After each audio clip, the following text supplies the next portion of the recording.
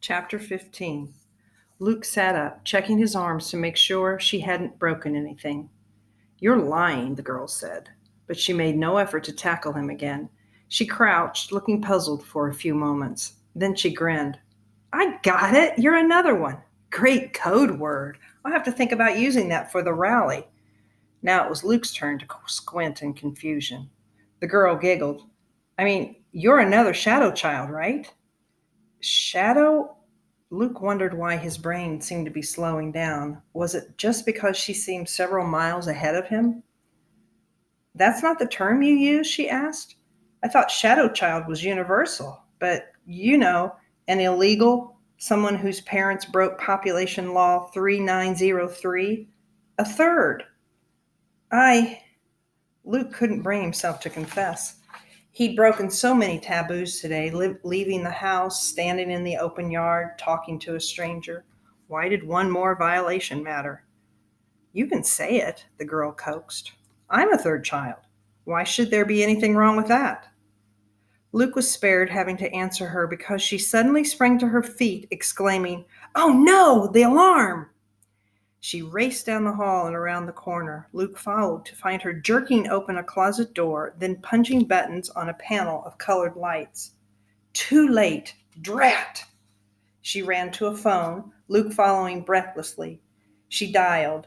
Luke watched in amazement. He'd never talked on the phone. His parents had told him the government could trace calls, could tell if a voice on a phone was from a person who was allowed to exist or not. "Dad," she made a face. I know. Call the security company and get them to cancel the alarm, okay?" Pause. "And might I remind you that the penalty for harboring a shadow child is $5 million or execution, depending on the mood of the judge?" She rolled her eyes at Luke while she listened to what seemed to be a long answer. "Oh, these things happen." Another pause. Yeah, love you too. Thanks, Dad." She hung up. Luke wondered if he should run back to his house immediately before the population police really did show up. "They can find you now," Luke said, "just from the phone." The girl laughed. "They say, but everybody knows the government's not that competent." Luke started inching toward the back door, just in case. "But there really was an alarm?" he asked. "And you have security guards?" "Sure, doesn't everyone?" The girl took another look at Luke. "Oh, maybe not." She winced apologetically as soon as she'd said that. Luke decided to ignore the insult. "Do the security guards know you're here?" he asked. "Of course not," the girl said. "If they came, I'd have to hide. Personally, I think my family just has the alarm system to make sure I stay in the house. They don't know I can disable it. But," she gave him an evil grin, "I set it off sometimes just for fun." "That's fun?" Luke asked. He thought another third child would understand him, be just like him. This girl sure wasn't. "Aren't you scared the guards might find you?" "Not really," the girl shrugged. "And see, doing it on purpose every now and then helped us today. My dad didn't really even ask why the system needed to be stopped. He just thought it was me making trouble again." In a twisted way, she kind of made sense, but trying to figure everything out made Luke's head hurt. He glanced toward the door.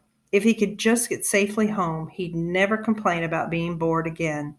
Here he felt as baffled as Alice in Wonderland from one of the old books in the attic. Or he remembered something he'd read in a nature book. Maybe he was like the prey of a snake that hypnotized its victims before it ate them. He didn't think the girl would hurt him, but she might keep him confused and fascinated until the population police or the security guards or someone else arrived. The girl saw where he was looking. "Am I scaring you?" she asked. "Shadow kids can be so jumpy. You're safe, you know. How about if we start over? Would you care for a seat? Um, what's your name, anyway?" Luke told her. "Nice to meet you," the girl said, shaking his hand in a way that made him feel like she was kind of making fun of him. Then she led him to sit down on a couch in the room he'd first entered. She perched beside him. "I'm Jen. Really, it's Jennifer Rose Talbot. But do I look like a Jennifer?" She shook her head and spread out her arms as if Luke should understand something from her rumpled sweatshirt and messy hair. Luke frowned. I don't know, he said. I don't know any Jennifers. Just Matthew and Mark and Mother and Dad.